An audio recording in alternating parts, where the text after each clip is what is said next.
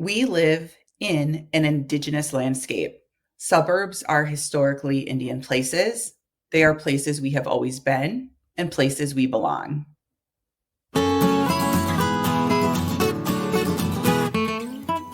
Welcome to The Wandering Naturalist, a Three Rivers Park District podcast. I'm Angela, she, her, a wildlife biologist with Three Rivers Park District.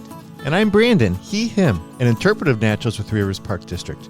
Three Rivers Park District manages over 27,000 acres of parks on lands that are the ancestral and contemporary homeland of the Dakota people in suburban Hennepin County and surrounding areas. So join us as we wander from park to park and discuss your stories of the past, the nature in our present, and how they have shaped our parks. Come wander with us, The Wandering Naturalist. All right, Angela. So I want to thank Dr. Casey Keeler for saying that. That's a quote that she has said in the past, and she's going to be one of our guests today. And I think it really encapsulates what our series is about this month. As we say in all of our introductions to our podcasts, we are on the ancestral and contemporary homeland of the Dakota people. Their history on the land our parks are on stretches back over 7,000 years. And honestly, if it wasn't for the glaciers, it would stretch back even farther, the evidence that we have.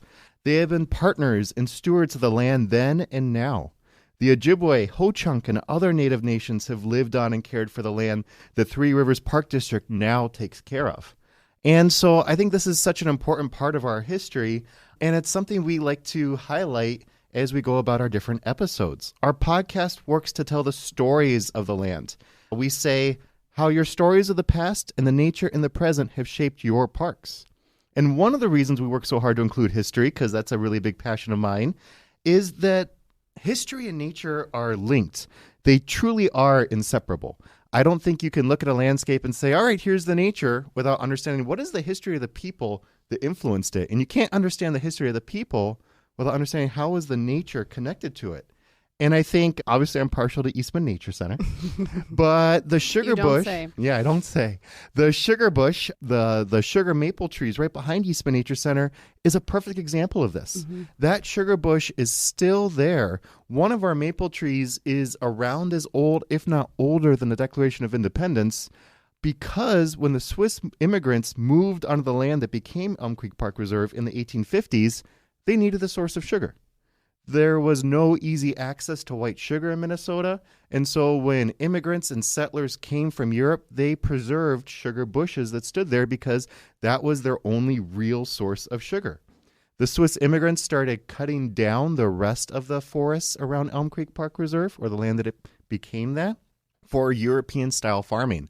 And so when you walk through our park, you can see sugar bushes with trees that are hundreds of years old.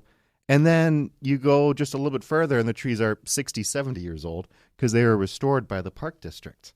And so that history, the trees we have, is heavily influenced by those Swiss immigrants. And the reason that the Swiss immigrants had those sugar bushes is very likely because Dakota and or Ojibwe sugared there. They were in partnership with the land there. That was their source of sugar as well. And so they cared for those sugar trees. And over time, more and more, there's evidence that we have dense stands of sugar trees in northeastern North America because of the indigenous people taking care of that sugar bush and using it. Having dense stands of maple trees is a little bit unusual around the world. And there is this huge study about genetics and all these other things, like why are North American maple trees so unique compared to the rest of the world? But really the simplest answer, and what more and more people are leaning to, is it's that way because that's how the indigenous people cared for the land so that they could have sugar when they went there. And so the reason that dense stand of sugar maples were there for the Swiss immigrants to use is because of the Dakota and the Ojibwe history on the land and their traditional ecological knowledge that they used to manage that sugar bush.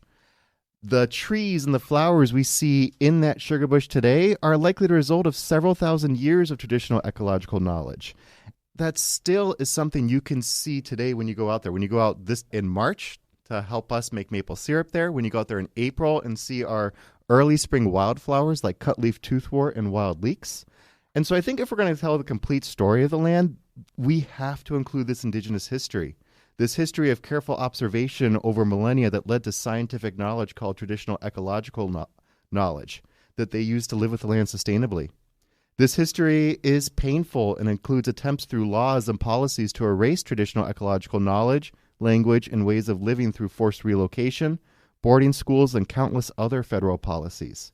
This history is also one of resilience as Indigenous people held on and are currently reclaiming their traditional ecological knowledge, language, history, and traditions. Individuals continue to use their knowledge and passion to care for and connect with the land, and that is the part of the story of the land that we really want to tell today. And so I'm really excited because of our guests that are going to help tell this story.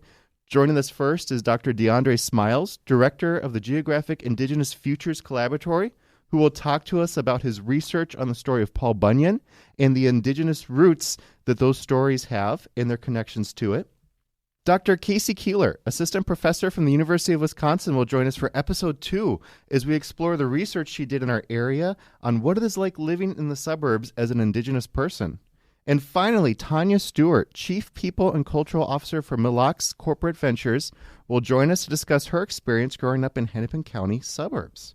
So, Angela, are you ready to have our history of the land? I am so ready. Both you and I are on committees with Indigenous knowledge, and I'm just excited to continue on this journey for me because each time we do something, I learn something new and bring it into our practices. So I'm hoping our listeners are excited to do that as well. I think so.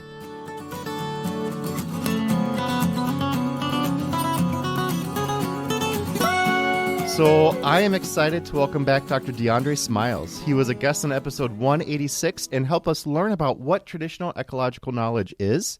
Today, he is back to discuss research he has done on Paul Bunyan and the roots those stories have in Ojibwe stories and knowledge. So welcome back, Dr. Deondre Smiles. Can you tell us a little bit about yourself? Yeah, thank you so much for having me back on. It's a real pleasure to be back. And so my name is Deondre Smiles. My Ojibwe name is Neo Kamigabo, which stands on four earths. I am a adjunct professor and affiliated researcher in the Institute for Resources, Environment, and Sustainability at the University of British Columbia up in Victoria, British Columbia, Canada. Where I do work on Indigenous geographies, Indigenous responses to anthropogenic environmental change, that is man-made environmental change, and do work on Indigenous worldviews related to relationships to the land more broadly. And so, yeah, absolutely happy to be back here and get to talk about one of my favorite lumberjacks in the whole wide world. And this was the part I was excited about when we first had you on, because that is how I found you. I can't remember. It was some online virtual conference or something, and that was the talk you gave was specifically on Paul Bunyan, and I wrote your name down with tons of stars around it, like, this person, we have to come back to this, and we found a reason to bring a bunch of guests together around it, so I'm excited to share it. And before we get into Paul Bunyan, though, I do want to know a little, because I'm really curious about that too. Being a non-Minnesotan, the obsession with Paul Bunyan has always been fascinating to me. But I want to know a little bit about your life growing up. You grew up in Osseo, which was right by Elm Creek Park Reserve, where I work at. And I'm wondering, would you mind talking a little bit about how you connected to the land and your Ojibwe culture growing up in the suburbs? Right. That's a really, really good question. And I'd have to say that the opportunities were far and few between, but when the opportunities came up, we took full advantage of them. One side of it, of course, is that the suburbs are a pretty whitewashed space, I would say. And what I mean by that is that you don't really hear about the Indigenous presence upon the land. At most, you might see kind of hints of it through place names such as Osseo, or Matamidi or Wayzata or other place names that we Minnesotans like to try to trip up people from outside of the state with when we try to get them to pronounce it.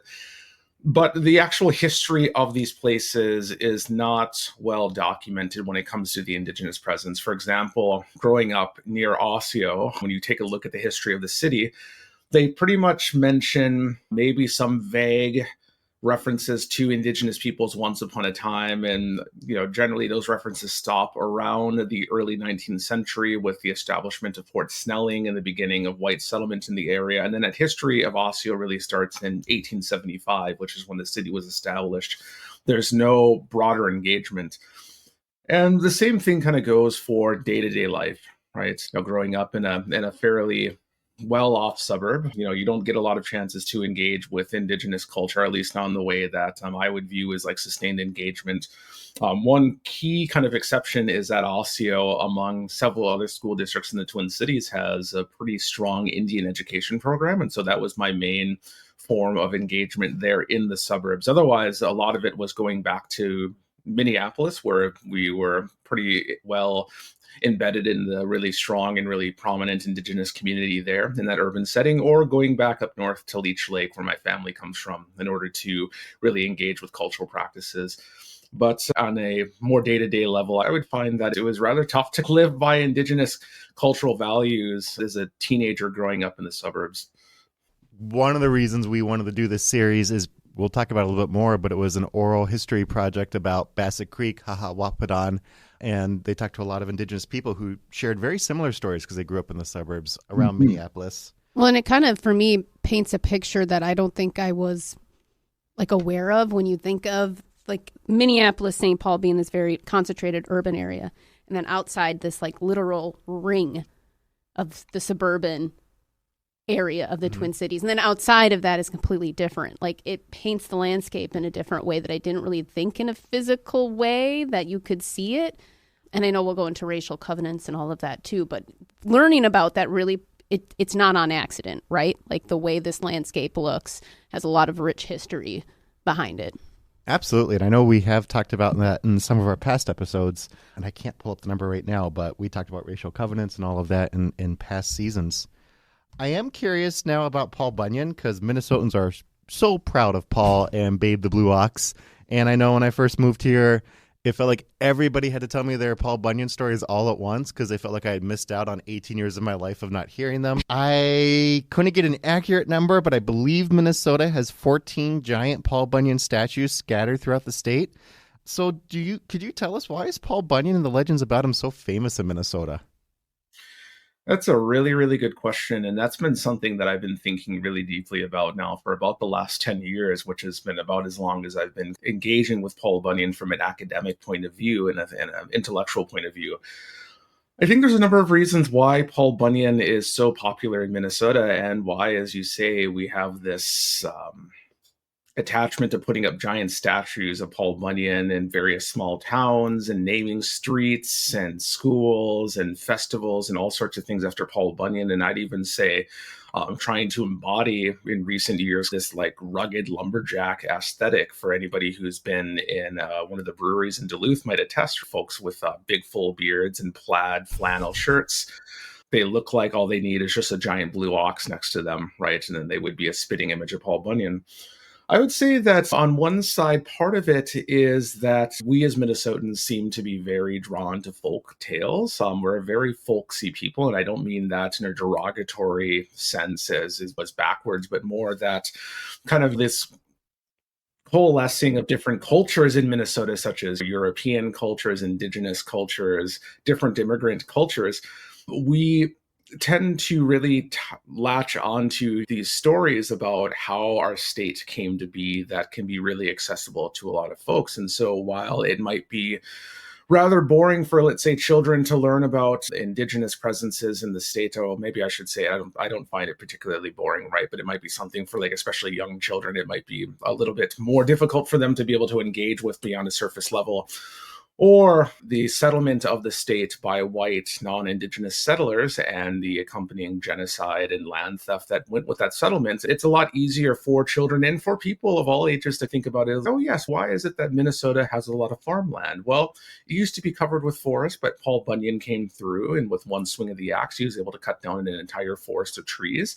And in a day's work, he was able to not only open up a bunch of farmland for Minnesotans, but he created another story that oftentimes kind of goes with it, is the creation of our 10,000 lake, which is actually 11,842 lakes, so over the size of 10 acres. They say, the story goes, that those lakes are Paul and Babe's footprints as they went stomping around the landscape. And so I think it's something that can be really just comforting and just a really, really easy, accessible folk tale about the creation of Minnesota in the upper Midwest. But I think there's another side to it where Paul Bunyan represents this very hyper-masculine framing of lumberjacks and of industry workers, industry men. And so it provides a sense of strength as well, almost tying in with kind of broader themes of like manifest destiny, where it was the ability and the God-given right of white settlers to reshape their physical and political geographies to whatever they wanted them to be. And Paul's a really great representation of that. And so I think that those two things are really tie into the reason why we Minnesotans really still hold on to that story of Paul Bunyan. But I think a lot of it too is also just sheer institutional memory and inertia, right? At maybe a more cultural level. I don't know the exact term that we would use for that, but people grew up hearing these stories. People grew up going to Brainerd and going to Paul Bunyan land. A lot of folks in Minnesota who have been up north have been to Bemidji and have seen the giant Paul and Babe statue there. These are things that we hold on to as part of our childhoods, as part of our engagements with the great North Woods, with the great outdoor spaces in Minnesota. And so we develop those sorts of attachments, and it can be really difficult to kind of view them in a different way, or as I'm doing, a more critical way. So what is that critical way? Because if I'm remembering from your talk, again, it's been some time, but there was even why Paul Bunyan was created was more of like something to glamorize that timber industry and what was going on there, but there's also ties to Ojibwe. Yeah, and so there's been kind of a recent, again, returning to the word critical engagement with the story of Paul Bunyan. I know that one of your other guests, Dr. Casey Keeler, has written a piece on it. I've been teaching about Paul Bunyan, and I've written a number of pieces on him, and I'm working on another article about Paul Bunyan right now, actually. The reason that critical engagement is really important because in the current day and age, particularly in Minnesota, where there has already been a very outwardly stated need by the state government, by the structures of power to contend with Minnesota's colonial history and to try to reconcile with Indigenous peoples, part of reconciliation in my mind is you have to actually engage fully with the history of why these things came about. And so I'll give a little bit of an anecdote here. So the first time that I really engaged with Paul Bunyan is I taught about that story and kind of the myth behind Paul Bunyan when I was teaching a writing studies course at the University of Minnesota Duluth during my master's degree. And part of the reasons why I talked about this is I said, by holding on to these folk stories, by holding on to this mythologized past of Minnesota, by placing our trust about the creation of the state in the hands of a mythical giant lumberjack and a blue ox, even if we're doing so in a wink, wink, nudge, nudge, knowing it's a folk story kind of way, it allows us to turn our attention away from the real issues of land theft, of resource extraction, and of terrible damage to Indigenous relationships with land. It allows us to turn away from it and say, yeah, that history was really, really bad, but we don't really need to think about it because we can replace it with this story.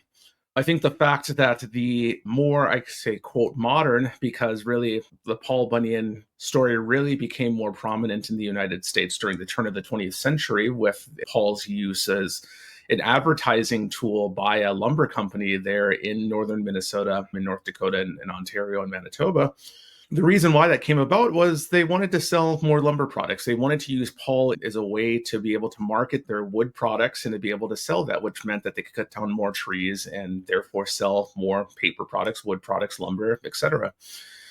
And so that's something that people often, at least until fairly recently, weren't familiar with. And I said, well, see, even there, right? The fact that we know the story of Paul Bunyan, but we don't know where it really came from, or people, at least first glance, don't know where it came from. People don't really think about kind of the things that made Paul more popular in popular consciousness, even back then in the early 1900s. I think that's a major issue, right? And if we're trying to reconcile with Indigenous peoples in Minnesota, we have to actually dig deep into the parts of history that we may not feel the most comfortable with, but it's still necessary to do, right? The only way we'll get to a full reckoning and reconciliation, if we are going to get there, is going to be through those kind of uncomfortable conversations. And so that's why I oftentimes find myself being the bad guy when I talk about Paul Bunyan and get a bit of heat from it. I got critiques from students about it, and people are still like, what's the big deal? But I'm like, there's actually a really big deal about this that we need to know about. I think it's very true. I think that if you truly love something, you have to be critical of it because you're not tearing it down. You're trying to make it better. You're trying to move things forward. And whether that is you love your country or your state. And she's like, all right, this folktale is problematic. So let's examine why it is so we can move on, we can be better. That's how you improve things. I know when I think about Paul Bunyan, when I've thought about it in the past, to me it almost seemed like it was a consequence of assimilation. So many European countries came into America, and then there was this, all right, we're American now. What does that mean? They lost their folk tales. They lost their folklore. Sometimes I wonder if Paul Bunyan wasn't the replacement for that, because humans are all about stories. This was a convenient story, and then it has all of this other connotations that people never really paid attention to that we really should if we want to understand what it is. Can you tell us what is some of the connection to the Ojibwe history and the Ojibwe stories with Paul Bunyan? There's actually a couple of really good connections there. One of them is obviously based in history, and the other one is based in actually our own kind of story around Paul Bunyan. And so I'll start with kind of the historical kind of viewpoint first. One of those is that Ojibwe country in Minnesota, the northern sections of the state, have been subject to some of the most extensive logging operations in the eastern United States. Can I give an example of that real quick? It's one of my favorite, like how much logging happened, because I think it's hard to imagine. They say that if you took all of the board feet of lumber harvested just from Minnesota, that northeast section, it would reach from Minnesota to the moon and halfway back. Yeah. It's an incredible amount. Hundreds of thousands of acres of old growth forests were cut down. The areas of forests in Minnesota that are still intact oftentimes are actually part of national forests or state forests, which in themselves kind of have a bit of a history and a legacy of being created in order to prevent indigenous nations such as the Ojibwe from being able to access and being able to use those resources for themselves. So I speak as a Leech Laker, where our reservation is literally overlapped with the national forest. And the U.S. Forest Service, of course, presents it as like, well, we're trying to conserve this forest. We're trying to protect the natural landscape. But they knew what they were doing. And part of it is that they didn't want Ojibwe folks to be logging that forest. They essentially took the best timber for themselves. And then when the stuff that was left over, they said, okay, you can't touch this now. This needs to be protected in the name of conservation. And Ojibwe nations were like, where was this conservation when you were cutting down all these trees? There are some serious impacts related to old logging practices, where logging in forestry nowadays it presents itself as very sustainable, where like for every tree we cut down, we plant two more, or we try really hard to minimize the impact on the natural environment, which I find to be really difficult considering you're cutting down a tree. I don't know, how you can possibly mitigate the effects of that. But old style logging was very focused on just the logs themselves, right? They weren't focused on like brush, leaves. They weren't focused on the byproducts of that. And when you leave a bunch of combustible material in the woods and you get hot temperatures in hot weather in Minnesota and you get thunderstorms, these are really good ways to get forest fires started. And so in the 1894 forest fire near Hinckley, the 1918 Cloquet forest fires, these were results of this very, very wasteful form of resource extraction. And so there's a history of land theft. There's a history of kind of naked land exploitation. There's a history of scars left upon the land by kind of the after effects of this logging. There's things such as the Nelson Act of 1889, where the federal government tried to relocate all Ojibwe peoples in Minnesota to White Earth, the White Earth Reservation. And part of the reason behind that was to try to open up previously reserved lands for logging and other kind of resource extraction. We have a bit of a painful kind of legacy when it comes to Paul Bunyan and what he represents, that broader logging industry, where you tried to steal our land in order to get access to timber. And then when that didn't succeed, you essentially put us in a catch-22 where you said, okay, the land that you do have, we're going to make sure that you can't derive any economic benefit off of it in the name of conservation. But I tend to be somebody that I don't focus on the trauma solely, because that's not who we are as Indigenous peoples. And so I usually like to, when I give talks about Paul Bunyan, I like to end with a bit of a Ojibwe story about Paul Bunyan, and that our story involves Paul and one of our kind of important spiritual figures, Nanabuju. And Nanabuju is a spiritual figure who kind of moves between the spirit world and the human world. And he's a bit of I would call him kind of a combination between a trickster and then also a bit of a sad sack kind of figure. And I say that because he gets himself in a lot of trouble and he learns a lot of important lessons that we as Ojibwe people kind of have learned because of the things that Nanabuju goes through. But the story with Nanabuju and Paul Bunyan is that one day Nanabuju is going for a walk and he sees all these huge footprints in the land and he sees the trees cut down. And he sees this giant lumberjack going around with an axe, swinging his axe and cutting down these trees. And Nanabuju goes up to him and says, "What are you doing?" And Paul's like, "Oh, well, I'm cutting down trees, right? I'm cutting down trees so we can get them to the sawmill and build this country." And Nanabuju says something, depending on how the story is told, he kind of says something like, "Well, why are you doing this? This is ruining the environment, right? Like you're taking more than you need. This is really extractive. This is really disrespectful." Paul Bunyan essentially tells him to go take off. Usually the version I tell is a bit more profanity filled than that, but essentially tells him, "Mind your own business and leave me alone." But Nanabuju is a bit of a hothead, doesn't take too well to that. So he and Paul Bunyan get into a fight and they fight for 3 days, 3 nights, just punching, kicking, hitting each other. And Nanabuju decides that, okay, enough is enough. And he reaches into a nearby lake and pulls out a giant fish. And he slaps Paul Bunyan across the face with this giant fish. And the impact is so strong that it knocks Paul Bunyan backwards. And Paul Bunyan falls butt first into the ground. And the story that we tell associated with that is that Upper and Lower Red Lakes are actually the imprint of Paul's butt from falling down after being smacked by Nanabuju. I love this story so much more. It's a great story. There actually was a billboard for many years at the exterior boundaries of the Red Lake Reservation. I think maybe I forget which side of the res it's on, but it actually depicted an artist's rendering of Nanabuju slapping Paul. And people kept taking it down or trying to deface it. And I don't think it's up anymore, but it's a really well-known image, actually. And, yeah, I remember that from your presentation. You had it in the slide point, yep. I think. Yeah. Yep. And there's actually a modern kind of component to that, where if you go to Bemidji and you see the statue of Paul and Babe, if you look across the street about Kitty Corner, there's an intersection there, Paul Bunyan Drive, and I forget the cross street there at that park.